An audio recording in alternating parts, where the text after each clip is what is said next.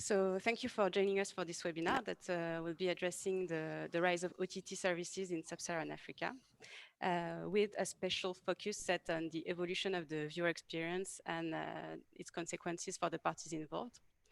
The session is sponsored by SES. And the objective is to provide an overview of the recent evolutions that were observed in the OTT and streaming market in Sub-Saharan Africa, and to better understand the trends shaping the industry. The region seems to be lagging behind other parts of the world when it comes to streaming. And with our panelists today, we'll dive into the reasons that can explain this delay, the observations that they've made over time. We'll see if the backwardness is observed everywhere and what can drive the improvements in the future. My name is Saiva Nebi. I coordinate the research at Dataxis. We are a firm specialized in market research on TV, telecom, OTT, and generally speaking, media markets. We organize digital conferences covering these topics on many regions. The upcoming digital event will be dedicated to Argentina at the beginning of November. And our panelists today are Deepak Mathur, Executive Vice President, Global Sales, SES Video at SES. Catherine Nendrari, Senior Strategy Manager, Media and Content at Safaricom. Srinivas Rao, Chief Digital Officer at MTN Nigeria. And Stephen Watson, Managing Director at Discover Digital. So I will let them give you details on their role and the services deployed by their companies right after a short market overview that I will present. And then we'll start the discussion that should last around 30, 40 minutes with an additional 10, 15 minutes at the end for the Q&A, the question and answers. So if you have questions during the session, you can write them down. You should see a Q&A box at the bottom of your screen. If the question is addressed to one person in particular, please mention it in your message. So the presentation is recorded and the PowerPoint will be made available on our website right after the session. So to understand the dynamics of the market in Sub-Saharan Africa and have some background before the discussion, we thought these elements of context could be useful. So first of all, the region is far from being uniform, homogeneous. There are strong disparities between the 46 countries that are comprised in the zone. And together, they amount to a bit more than 1 billion inhabitants in 2020. But we see it's highlighted in the map here. There are strong disparities, and Nigeria only, for instance, represents a fifth of the region's population with 200 million inhabitants. And we also have smaller countries, low populated islands, for instance. So the population is overall very young compared to other regions of the world. And there are hundreds of languages and dialects. And when we look at economics, the same discrepancies appear with wide gaps between countries. The first economies of the regions are Nigeria, South Africa, and Angola.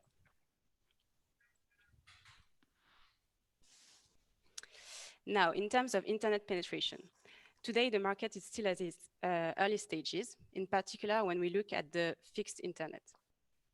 A total of 14 million households is connected to a wired internet subscription in 2020.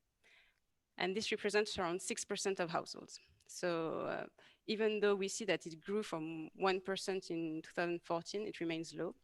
And actually, when we look even closer, we observe that these wired connections are essentially South African.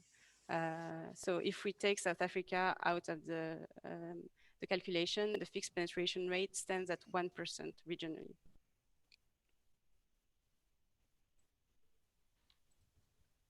But the access to the internet is not necessarily met through wired connections. And we see here that in Africa, mobile internet subscriptions have risen continuously in the past years. They reached 400 million in 2020. And this figure includes 2G, 3G, and 4G connections. And we see in the chart at the bottom that 4G subscriptions are increasing. They still don't make up for the largest part of the market, but they are growing. And as infrastructures continue to be built and new initiatives to launch, we expect the penetration to increase in the next years. This is expected to go along with the deployment of smartphones, and the combination of both will make broadband accessible to a growing part of the population. And we see in the two charts that they progress jointly.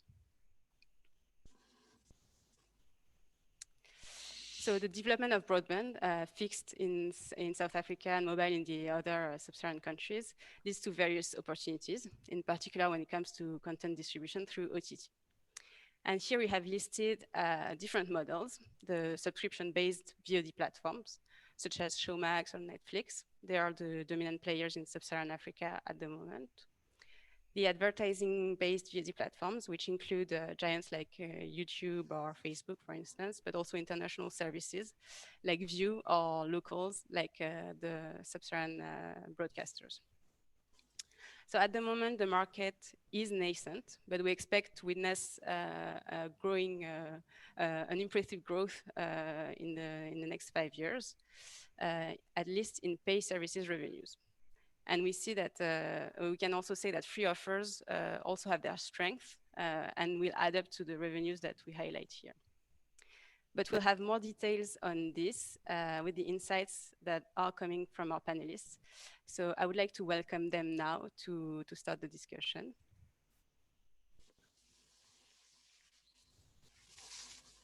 Hello, Deepak, Catherine, Srinivas, and Stephen. Thanks for being with us. Hello, so let's good morning. start with a short explanation of your role and responsibilities within your company, so that it's clear for everyone in the audience. Deepak, to start, can you tell us more about the activities that you oversee at SES? Thanks very much. Good morning, good afternoon, everyone, and it's a pleasure to be with you. Apologies again for the delay in getting started. And I have to say, Saiva did a fantastic job being calm through some of the technical problems. I hope all of you and your families are well. It's a pretty unique time at the moment, and I hope you're all well, all of you who are watching. So SES is the world's leading and largest satellite operator. We operate a fleet of both geostationary, with 58 geostationary satellites, as well as we're the only satellite operator that operates a fleet of MEO, which is middle Earth orbit satellites. And what that means is that we essentially cover every corner of the Earth with satellite connectivity. And video is a very, very important part of what SES has historically grown from. We've provided a direct-to-home connectivity for our customers around the world, but also offer services to leading broadcasters. We reach over 1 billion eyeballs, or billion people, right, with our satellites, and have basically, at the moment, carry well over 10,000 channels around the world. So Africa is and remains a very, very important strategic pillar for SES, and its video ambitions. I personally am responsible for the global sales effort of our team as we deal with both broadcasters, direct-to-home providers, and telcos around the world as they look to address the challenge and the opportunity of delivering cost-effective video services to their customers. Back to you, Saïva. Thank you. Thank you. And Catherine, can you give us more details about your role at Safaricom? My name is Catherine Njari, and I'm Senior Strategy Manager at Safaricom. My key role is to guide the organization in terms of where to invest in terms of media and entertainment business, which is critical for any telco now. We are the biggest telco in Kenya, of course, boasting with a huge distribution with 29 million subscribers thereabout. We are getting into the content space. And as you can imagine, not as an easy conversation, but it is a discussion that must be held because it is the future for telcos. So pretty much that's myself. Okay, thank you. Srinivas, can you also tell us more about your role at MTN? Hello, Saiva and everyone else. Good morning. Am I audible? Yes. Okay, great. My name is Srinivas Rao. I'm the Chief Digital Officer in MTN Nigeria. I've been working with MTN Group for the past 18 years. It is recently, 1.5 years ago, that I've joined MTN in their Nigeria operation as the Chief Digital Officer. I've been working with MTN in their Middle East operation, one of their largest Middle East operations, for about 8 years as their chief information officer as well. MTN Nigeria is one of the largest telco, GSM and data services providers in not only in Nigeria but also in Africa. The provider boasts of about 75 to 80 million active subscribers, mobile subscribers, and home broadband subscribers. In addition, we are inching closer to 30 million, almost 40% of our base is like active data subscriber as well. So we have a big ambition to become a leading data services providers in Nigeria as MTN Nigeria, but also as part of my role, our effort is to try and make sure that we don't only bring just data connectivity and data services to our customers, but also bring rich media and other value-added and digital services on top of that infrastructure as well to bring better value to the customers. And Stephen, Discover Digital might not be as known as the other services. Can you explain the offers that you have deployed? Yes, good morning, everybody. It's a pleasure to be here. So I'm Stephen Watson. I'm the Managing Director and Founder of Discover Digital. We operate out of South Africa and Mauritius. I'd say today, after 7 years in operation, we're the leading business partner for OTT fully managed services on the continent. We have operations with broadcasters and telcos in more than 10 countries now. We typically enable and assist telcos and broadcasters to migrate into the OTT space, from providing a full technology stack all the way through to CDN, call center support, content curation, selection, and procurement, or components of those. So we either operate a fully managed service for our partners, or we provide certain tech to them. So we've been on the journey of the migration of OTT on the continent for some time, and have seen the rise and fall of many services. Okay, so let's stay on this. And I have also said during the overview that the markets, the streaming markets, were not as developed in Sub-Saharan Africa as they are in the rest of the world. So let's stay with you, Stephen. Well, first of all, do you agree with the statement? And what, in your opinion, has been the major hurdles to the development of OTT in the region? I think substantially a lot of people have looked to OTT, and the first part of their strategy has been to replicate what they've seen as being successful services in mature markets like the US. And Africa is very different. You could choose just about any subject, from connectivity, cost of data, maturity of CDN networks. Is the community and the subscriber that you're targeting banked? Can they actually transact in the manner that you're trying to monetize your OTT service? So, our overall recommendation is, as we go into new markets, is localize everything about your service and really understand what you are looking to achieve. Everybody typically jumps to, well, SVOD services haven't had significant uptake, or OTT services haven't been strong in the market because of the cost of data. But we've had partners in telcos who've zero-rated the data, and it hasn't changed the uptake in the overall service. So there are multiple components. It's a bit like solving the Rubik's Cube. And before you set out, you have to have the strategy right and make sure that you're aligning your service with your base. Mm-hmm. Catherine, do you agree? Or do you think that the cost of data still constitutes a major hurdle? I totally agree with Stephen. Even though you zero rate, for Africa, to be very specific, I'll discuss Kenya. It's true, everything needs to be right for any over-the-top service to work. If you look at the biggest over-the-top services started coming to Kenya in 2015. That is when Netflix came and opened its pipe to Africa, to be specific, Kenya. And then Showmax also came in at that time. And there were very many things that were at play at that time. and they still continue to be a barrier one way or another. Data cost is one of them. Customer education is another. Customers are not aware. They do not know what this big monster is called, streaming, video on demand. The right content has to be also, at par according to what the customers want. So it's about what kind of content are you bringing into the market that resonates with the audiences. So it's a mix of very many things for over-the-top services to really work. But of course, the telcos have a big part to play, working for a telco.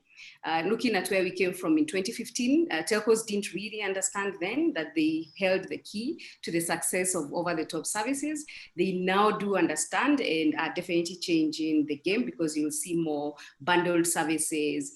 Data has been subsidized, and the uptake is definitely changing. The conversation is definitely changing. So it's a mix of very many things. For Kenya to be specific, business model as well, to charge or not to charge, is also a conversation in our market. So all that has to be right for it to really take off. But we're not in a bad place. Looking at where we were in 2015, the numbers have grown. All the partners that we have onboarded, their numbers have grown, and customers are a bit more aware and appreciate over-the-top services. Mm-hmm. Srinivas, do you want to add something also from the point of view of a telco and for the Nigerian market in particular?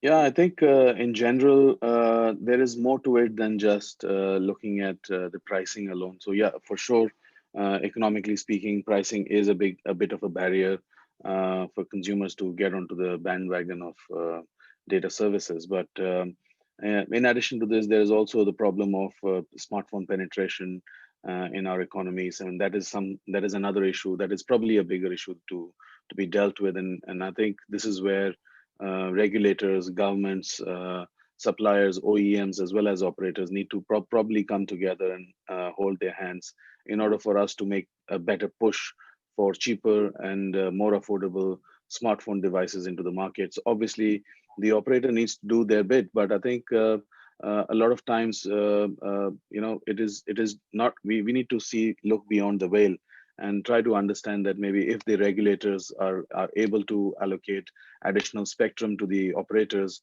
the cost of operations for the operators basically go down significantly. The cost of imports into the country, where you would have had to import like maybe 5 sites or 6 sites for a certain coverage, if you basically use the right sort of spectrum, you would obviously import lesser and have to do lesser maintenance on those sites. Then automatically what happens is, so I think there's every stakeholder's got a role to play. And if the regulators and the operators and the OEMs or the suppliers sort of maybe make a move better. And I think it's a lot about at a country level, if we can have a strong telecommunications framework and a strategy towards growing and bringing data services to our customers, that would automatically lift a number of those barriers, not only the smartphone penetration, but also the data pricing and the affordability and availability of data services, even in the remotest parts of the countries we operate in. Mm-hmm. Okay. Deepak, would you say that other barriers prevented the growth of OTT until now? So I have to agree with what everyone has said, right? I mean, fundamentally, it is a Rubik's Cube, or it's an ecosystem that has to work in parallel. And all of the components have to line up in order for this to be really effective. I think the good news is that there are many markets in the world that have similar ARPUs, right? Similar affordability levels, similar GDP per capita, where we've seen explosive growth of video, right, on mobile devices. And we all agree that it is going to be a mobile first consumption, right? Africa is going to inevitably consume its video on mobile devices. And I think there are examples where the ecosystem has come together to be able to deliver very, very inexpensive, highly consumed video. I think one of the challenges that is somewhat unique to Africa, that is not the case in some of the examples that I'm citing, is that it's more fragmented, both from a regulatory perspective, from a content perspective. But the sub-Saharan players like MTN and other telcos that have a footprint, Orange, other telcos that have a footprint across multiple countries, have the ability to create sort of a common platform and really address the core economics that go behind making sure that this service is successful. when OTT and satellite tends to be something that's generally not thought of in the same sentence. And the reason is satellite generally tends to be thought of as a one-way infrastructure. But in the OTT context, it's really important that if we want to make sure that MTN and Safaricom's costs are commensurate with the service that they can offer their consumers, you need to ensure that their backbone is not overloaded. And I think Srinivas was kind of referring to the fact that they need to consistently make investments to be able to deliver this ever increasing amount of video that has to be delivered to end consumers. And so the ability of satellite to sort of leapfrog the entire backbone and the middle mile infrastructure and deliver content to the edge of the network, I think is one of the components that's necessary to make sure that the entire ecosystem makes money, because nobody's going to do it. There's this enormous potential. We're talking about whatever it is, $500 million of revenue, potential to address nearly 1 billion people. But if everyone in the value chain does not make some revenue out of it, right, positive revenue out of it, it will never come together. And so we're going to have to look at slightly innovative solutions in order to get around the issue of fragmentation, the uniqueness of content, the ability to continue to drive very low cost data or even free data, zero rated data, and make sure that the content is priced right so that this value chain comes together in order to be able to deliver to the promise of that 175% growth that you showed. And so to see concretely the solutions that you are mentioning to tackle these problems, what projects, what initiatives did SES deploy? How do you work with content providers across Africa? So not only across Africa, one of the benefits of this is that we obviously have a global footprint and can take sort of best of breed lessons from what we're doing around the world. So we are taking video and delivering it as far down to the edge as possible in multiple markets. We're working with content partners and sometimes, Discover Digital type partners. I mean, it's not, we haven't worked with them, but being able to get content aggregators being lined up with content that is packaged and delivered to the edge of the network so that it can be inserted in a Safaricom or an MTN's edge in order to be able to deliver that compelling value proposition, I think is very important. We've done an enormous amount of work in markets like India, in Latin America. We're part of the graveyard of some of the unsuccessful platforms that have also been deployed in Africa. But I think there is really an opportunity if we can bring the elements of the ecosystem together to turn the narrative around and make it more successful. And I think SVOD is an important pillar, but I also think that AVOD, advertising video on demand, and content that is relevant to local communities is super important. I mean, I think it's all well and good to say that, we've got the latest Hollywood content. What really resonates with local audiences is what their local broadcasters provide, because that's what's most relevant as local content to consumers. So building this value chain, I think, remains critically important. Would you say that, maybe for Stephen, would you say that one model is more adapted to the African continent? Deepak was mentioning the advertising-based model and the subscription-based model.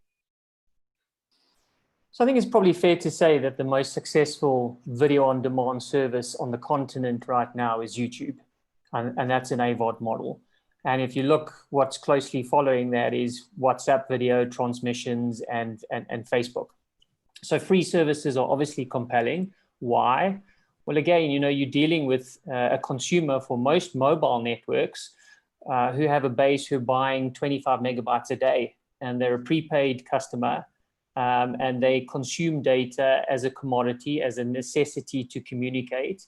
And they are gurus of maximizing Wi-Fi hotspots, whether that's in a work environment or a public environment, to enjoy their content. And so you've got to take all of these components and you've got to look at each market, and you've got to align. If you're a telco, you've got to align your content and your video strategy, whether it's AVOD or SVOD. If it's SVOD, having a monthly subscription payable on a credit card is not going to help you in Africa. You've got to align it with your base. And often what we're now seeing with our partners is we have a completely separate strategy for their mobile than we do for their fiber to home and fixed line market. So you separate the two, the connectivity levels are different, The expectation of content is different from short form to long form, from the mix of Hollywood to local.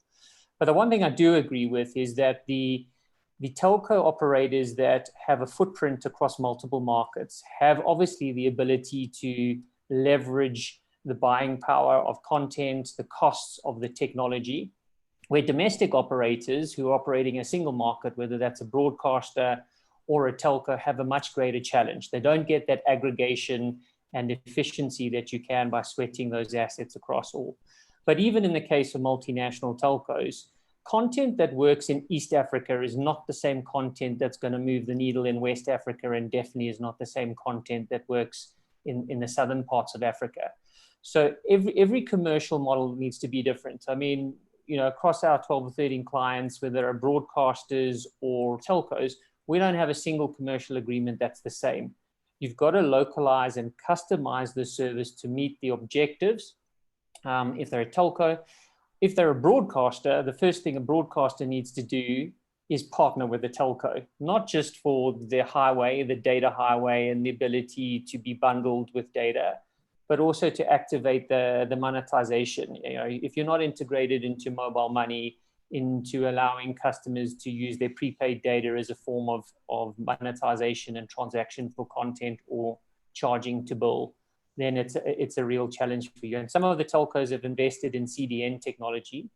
And I do agree that, you know, some of the biggest challenges that we see for African telcos is, with no disrespect, the maturity of some of the network infrastructure is not on the same level as you'd see in mature markets.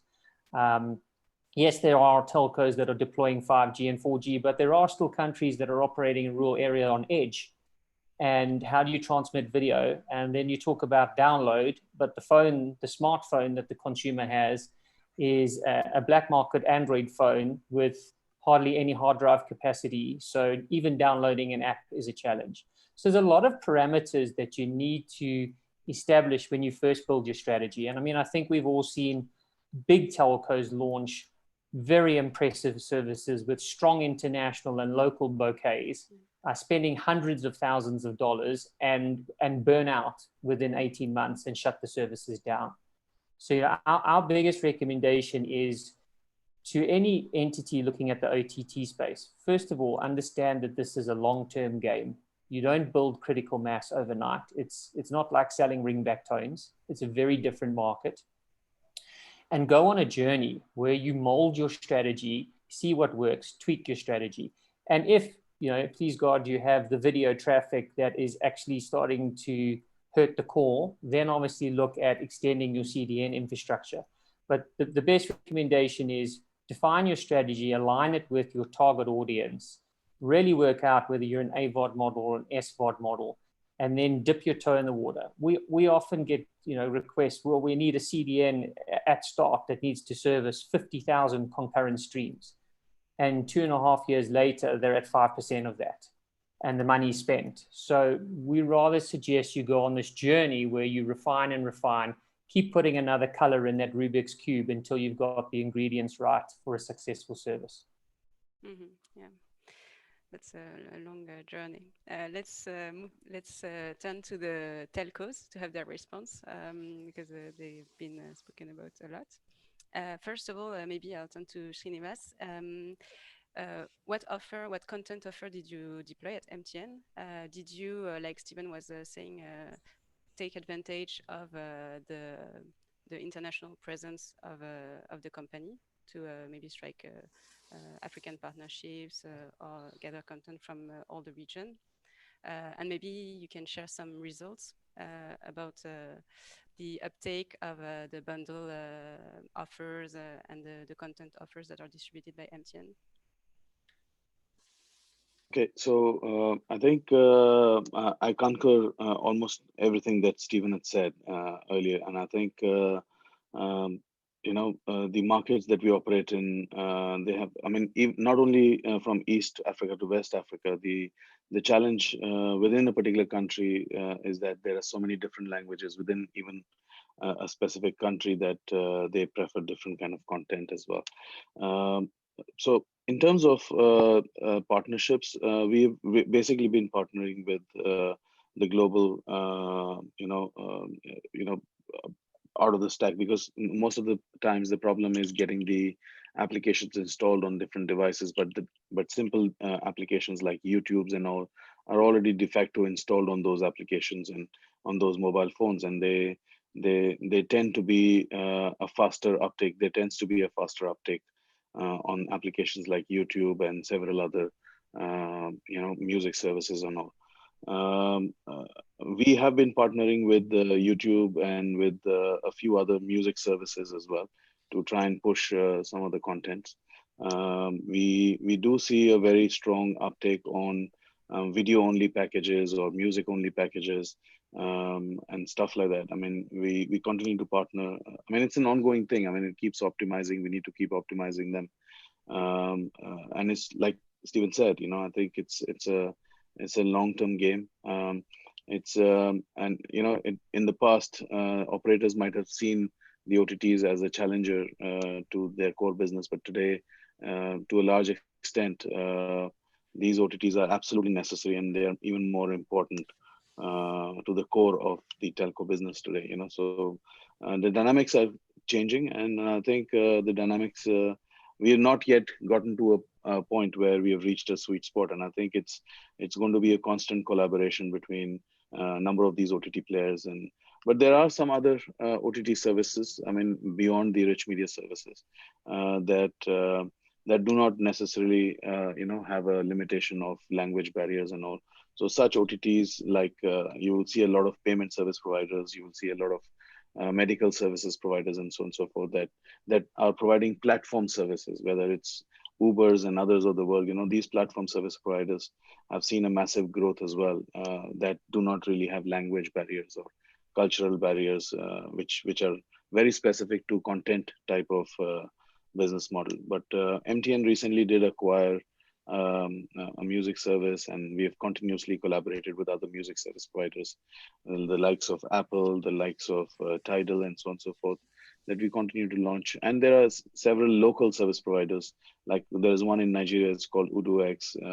We continue to collaborate. We are looking forward to our collaboration with Apple, and we are looking forward to our collaboration with Tidal, for example, that we have launched recently as well. So all these service providers, in addition to YouTube and several others, we continue to see results. I might not be able to share results. We are just in the closing period at this point in time, but soon we'll be announcing it. But maybe Catherine will be able to do it. Can you give us more details about your content strategy, the services that you bundle, that you distribute, and maybe the attractivity of some models or some specific content? As we are similar to MTN, so for us, what we looked at when we began our journey, which was around 2015, we started by bringing out a big box into the market. So this is a box that allows customers to get access to content.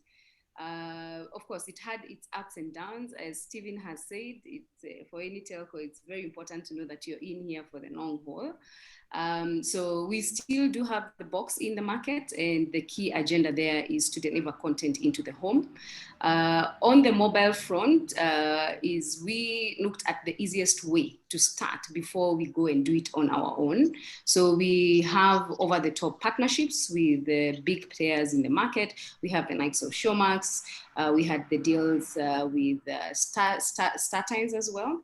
We unfortunately had also with Kwese iFlix that allowed us to bring World Cup in 2018, which was, I think, awesome at that time. So for us, we took the easiest and the safest way to start so that we can also understand how it really works. So we enabled and we continue to enable over-the-top partners, and we continue to onboard as many as we can. So that is always and will be our strategy moving forward. It doesn't mean that we will not create our very own.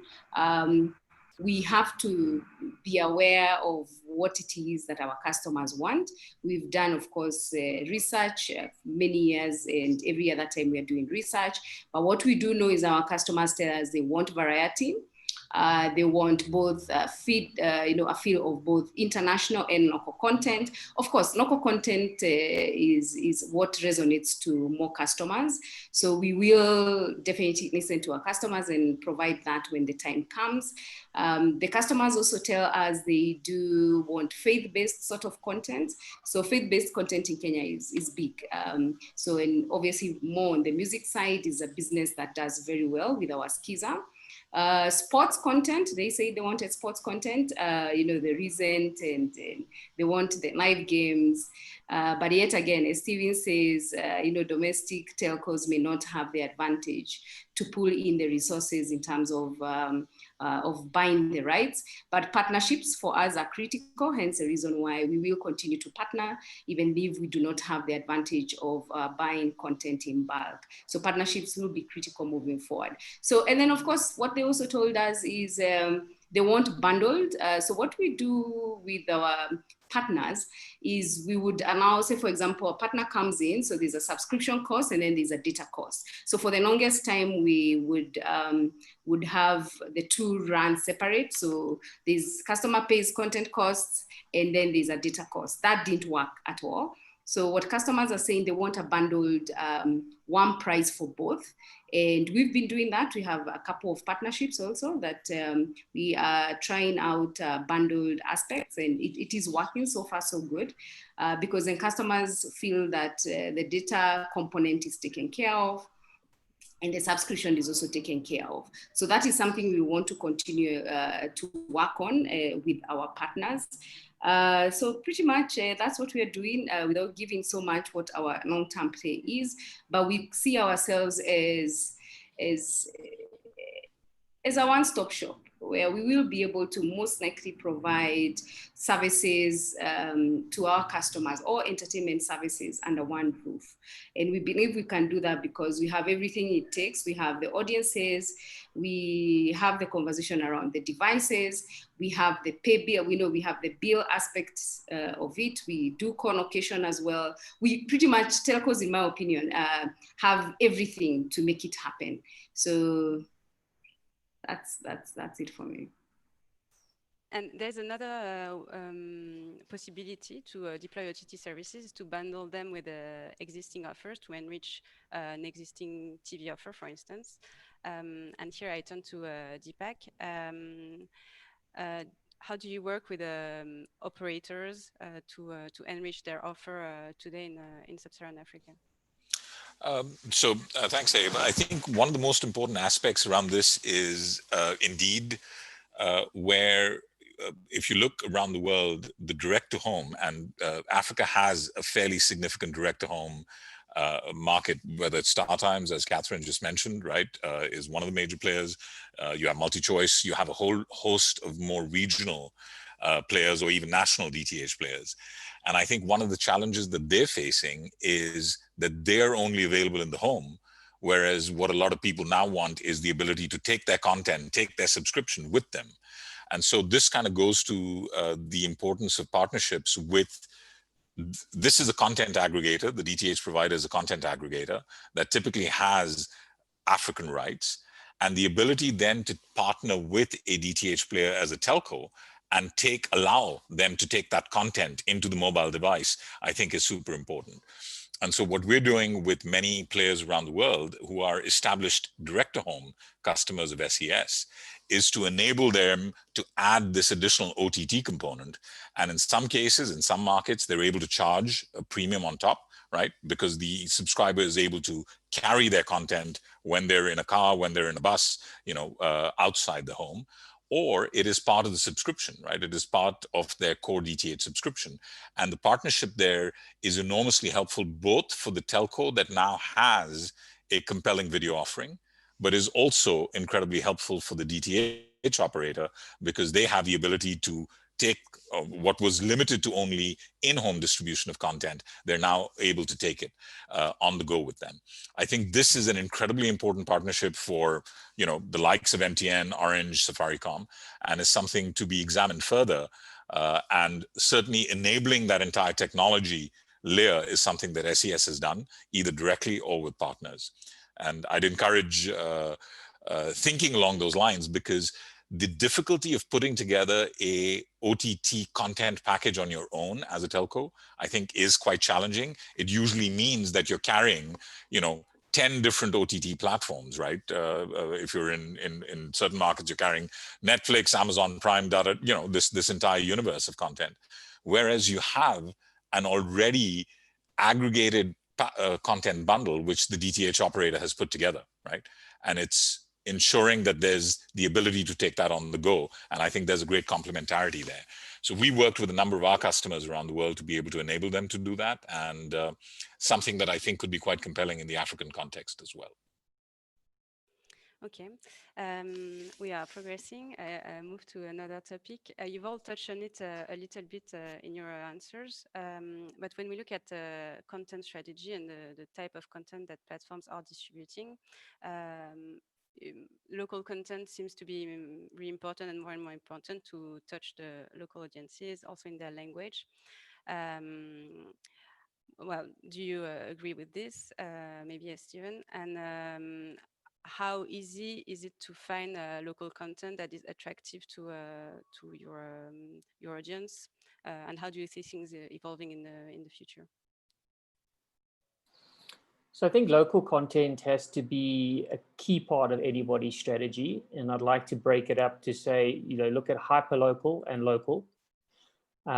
Local partnerships with state broadcasters, private broadcasters, carrying their channels. If you're offering linear, looking at their VOD catalogs, they're in the broadcast space. They're trying to get into the OTT space. A lot of them have budget constraints. So partnerships with telcos to have a joint offering makes a lot of sense.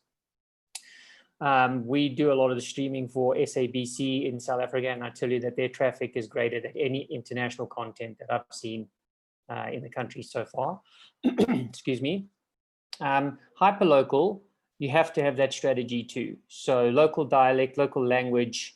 Don't ignore the user-generated content. Try and ensure that your platforms are agnostic enough to be able to have, from the top end, the right content security to protect, international content from the likes of Hollywood. But try and open up your platforms to create communities to engage with your consumers. Even if you're integrating and curating some of the YouTube content to be a catalyst to that, but then open your platform, allow people to submit. Yes, it comes with having to have a curation team, but we've seen a huge amount of success. You will see in South Africa that recently Telkom has launched Telkom One. We're the partner of that project, and we've opened up with a competition to open up the industry to allow amateur to professional content players to submit content to go on the Telkom One video on service. And the uptake is already phenomenal. And that's a strategy that I'd encourage everybody to look at. One, it allows you to engage with the local creative industries, the local content producers, from a student all the way up to a professional studio. It makes you as a telco and a broadcaster an enabler, and it creates the right vibe and social messaging and community around the content. Yes, you should flavor it with international, but don't ignore your local broadcasters. Their content is often the most watched. And I know a lot of people will say, well, that's because it's free to air and it's available on existing infrastructure, whether that's DTH or DTT. But it doesn't matter. At the end of the day, that content has brand equity and has a following, and they're looking for OTT players, and I would really encourage those types of partnerships. But the thing is with all of that is that no one's going to give you exclusivity. Your state-owned broadcaster is not going to exclusively award the contract to one telco operator in a country. So yes, you can resell Netflix, and yes, you can resell Showmax and Disney and Amazon Prime and Universal when they all come to South Africa. Everybody can go and do a partnership with the local producers, but then what's your USP? So really think about what your unique sales proposition would be, whether that means you're allocating a small amount of money to original productions, and those don't need to be the multi-million-dollar Netflix types productions. Remember, a lot of our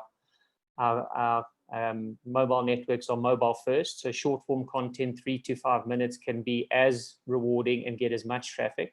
And that content doesn't have to be produced in a studio with props and costumes and makeup designers. Again, the amateur content that really resonates with society, particularly around topics that are trending, that are cultural, are immensely popular. And you only have to look at the rise of TikTok in Africa to see how the youth particularly are engaging with platforms like that. So have a hyper local and local strategy, tick the boxes that you can with the existing content producers, but then really think about your USP and how is a Safaricom going to be different to Airtel? Because if you've both got the same content offerings, then you're not creating the right stickiness and retention strategies. And ironically, we recommend to our clients that you don't zero rate the data. Telco's whole lifeline and bloodline and revenue stream is data, and the growth of video is good for them. As soon as you give the data away, it's very difficult to recover from that. Rather have really clever bundles, look at off-peak options, and then localize that. And then if you pull all those pieces together, you build the foundation for a successful VOD service. Okay, so I see that we are reaching close to the end of the time. So maybe to conclude on a positive note, and before taking the questions that the audience might have, remember you can type them down for our speakers. What do you think will be the key drivers for the market to thrive in the coming years? And I'll ask Srinivas first, because I know that you have to leave us soon. Yeah, so it's the same question with regards to what Stephen had answered, right? The main driver for the next year for the growth of the OTT, what do you think will be? I mean, yeah, so we continue to work on the same enablers, enablers such as extending our coverages, making sure smartphone availability. Once again, on the content side, partnering with the right kind of labels, with the right kind of content providers, making sure all of this is available in a bundle, in a packaged manner, so that there is affordability in our markets. I mean, looking at all those bullets just to make sure, and continuing to make sure it becomes more and more affordable, more and more available, and more engaging. So, and we continue to look at users' feedbacks as to what kind of content, the type of content that the users are interested in. I do agree that local content is something that we need to all focus on, but at the same time, there is always this mix of content, and there's always got to be different types of content that needs to be made available for the user. So we need to continue driving that when it comes to 2021 and beyond. Okay, thank you, Srinivas, and I will let you go because I know that you have a meeting. But thank you for being with us today. Thank you, Deepak, and everyone else. Have a wonderful day. Stay safe. Take care. Bye-bye. I'll turn to Catherine. Do you want to add something to what Srinivas said? Well, it's similar to what he has said.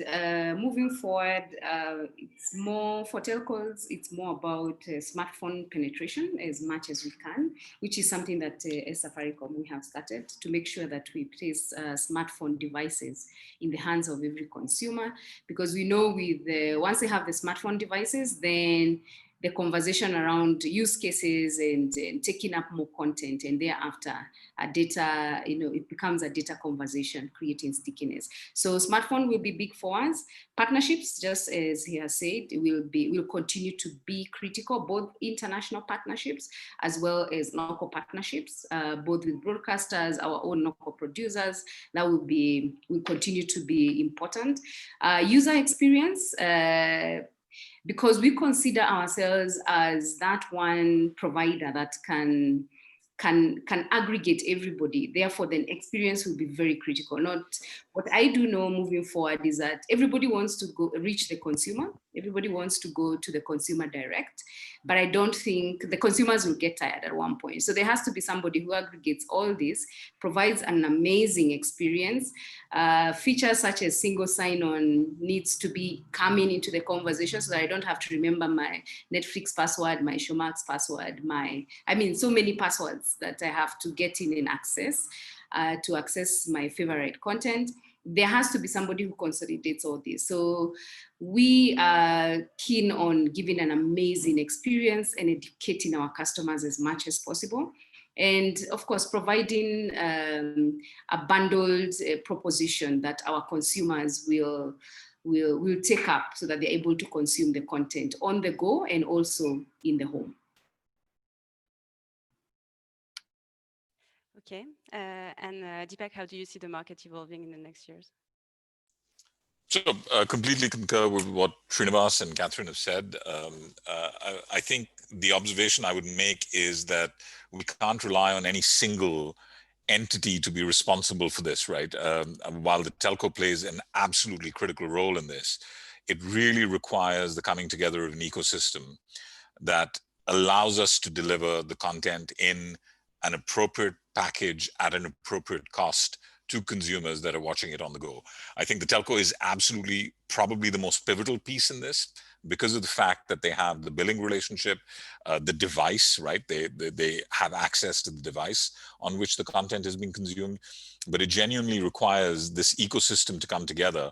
And unless we're able to put that ecosystem together and all of the parts of the ecosystem take a small piece, right, and are able to generate revenue, I think it's important. Yes, it's a long game, but any company, or even with a long game view, will get exhausted if it doesn't see returns on its investment.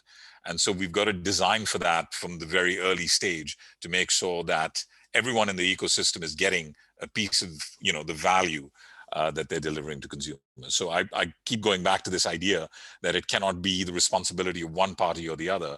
It requires all of us to come together in order to be able to deliver what is a truly unique proposition that will resonate in Africa. Mm-hmm. And Stephen, one last advice or word before we take the questions.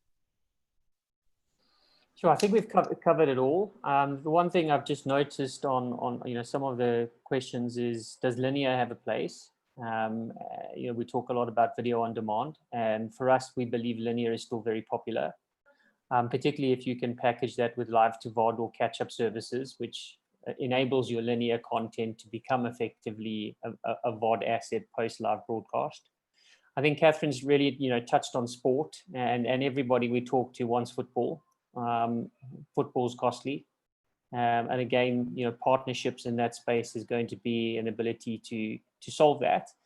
But of course, the more popular the content, the more the concurrency and the more robust the infrastructure needs to be on the CDN. And again, partnerships there are critical. I think when you start to build out your own infrastructure, if you're just a domestic operator, it's problematic. So I think, as Deepak has said, is our advice is really look at the ecosystem, go on a journey. Don't go for gold straight away. If you just look off the graveyard of services that have fallen already, there's enough reason not to go big or go home, because most people who've deployed that strategy have gone home very quickly. So go on a journey, and what you think works for your base often is not what your base actually consumes. And you need to be able to adjust without having expended all of your budget on your VOD strategy. So take it step by step, mold and adjust the strategy, have that flexibility and agility to react quickly, and analyze the data. We talk of launching VOD services, and often what gets left behind is the data. So having strong analytics behind your platform, not just from monitoring what content is consumed, but really diving deep into that. What time is the content consumed, by whom, on what device, in what definition? We've seen telcos go out and buy HD content, and they're mobile operators, and SD is perfectly fine for the mobile penetration that they have. So you can really start cautiously in this space and build from there. And that would be our biggest recommendation, because I think everybody who's done it the other way around to date, well, the history. Yes, and this is links to the one question that was asked in the chat from Madi Kali about the analytics and the monitoring of the OTT services for Safaricom. So, Catherine, how does Safaricom monitor their OTT services? Sorry about that. Just say that again, Saba. Sorry. Yes, there's one question in the chat about the analytics that Safaricom is using to monitor the OTT services with the audience, quality of service, the information about the devices that are used. Do you use analytics to monitor the OTT services? Well, as you can imagine, for everyone, and to be specific for Safaricom, analytics is a big conversation for us. So we have lots of information in terms of who our consumers are. We get payment information on what you transact. We have lots and lots of information. So at this point, we are putting all that information together so that it is able to benefit ourselves, so that we are able to generate products that talk to our consumers. Do we utilize the information we get of over-the-top services? As you can imagine, what we've been doing is work with existing providers, so we don't have access to the exact information of who's watching what. That is the information for over-the-top services. What we can only see is who's paying what, because they then come and integrate with us and we give them a pay bill. So we're able to see how many customers are able to pay, but we do not have access to see what Catherine is watching at any one specific time. That information belongs to the over-the-top services. But of course, hence the reason why, in my opinion, telcos love to want to have their own services so that they can have access to a bit more qualitative information about who's consuming what, so that they can provide better services. But yeah. Mm-hmm. Okay. So unfortunately, since we started a bit late, we won't be able to take more questions. But thank you everyone for attending the session, and thanks to our panelists for all the insights that you were able to share today. If people in the audience still have questions, don't hesitate to write us after the panel. And I remind also everyone that we have a second panel today at 12 p.m. GMT, 2 p.m. CST. And it will address the challenges of FTA distribution in Sub-Saharan Africa. So thank you, everyone. Thank you, Catherine, Deepak, and Stephen. Thank you. And have a nice day. Thanks, Ava. Thanks, everyone. Take care. Bye-bye. Cheers. Bye.